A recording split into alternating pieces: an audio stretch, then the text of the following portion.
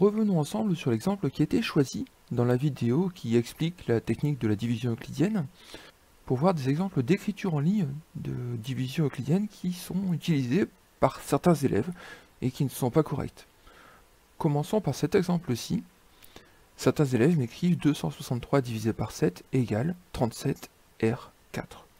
Alors il va falloir revenir sur ce que c'est une égalité en mathématiques. Une égalité en mathématiques signifie que tout ce qui est à gauche du égal, le membre de gauche, est exactement identique à tout ce qui est à droite du égal, c'est-à-dire le membre de droite. Alors regardons ce qu'il y a à gauche du égal. À gauche du égal, il y a 263 divisé par 7. Ça, c'est bien défini en mathématiques. C'est une division. La division de 263 par 7, je vais faire un partage équitable.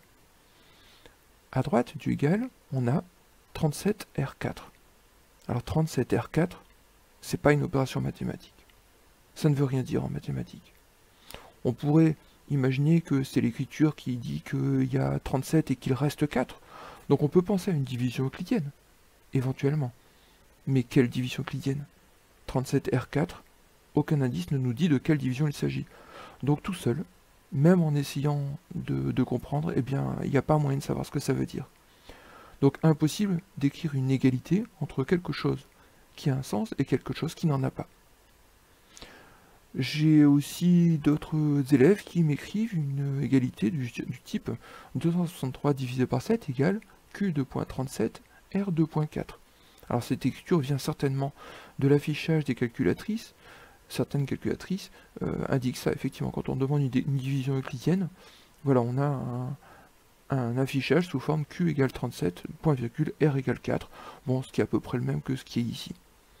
Eh bien, de la même façon, 263 divisé par 7, je sais ce que ça veut dire, c'est bien une division euclidienne. Mais Q2.37, R2.4, encore une fois, je peux penser à une division euclidienne, mais laquelle? On n'en sait rien. Cette écriture est donc également à bannir de vos cahiers, elle ne veut rien dire. En fait, la calculatrice indique ça, c'est vraiment un affichage machine qu'il faut savoir traduire en langage mathématique et l'écrire sous la forme correcte. Et cette forme correcte, c'est laquelle? Eh bien, c'est celle qu'on avait utilisée dans la technique de division euclidienne, c'est-à-dire 263 égale 7 multiplié par 37 plus 4. C'est vraiment une égalité, puisqu'à gauche on a un nombre, et à droite on a une opération qui va donner aussi un nombre. Je peux donc comparer ces deux nombres, ils sont bien égaux. Alors vous allez me dire, on pourrait aussi écrire 263 égale 7 multiplié par 36 plus 11.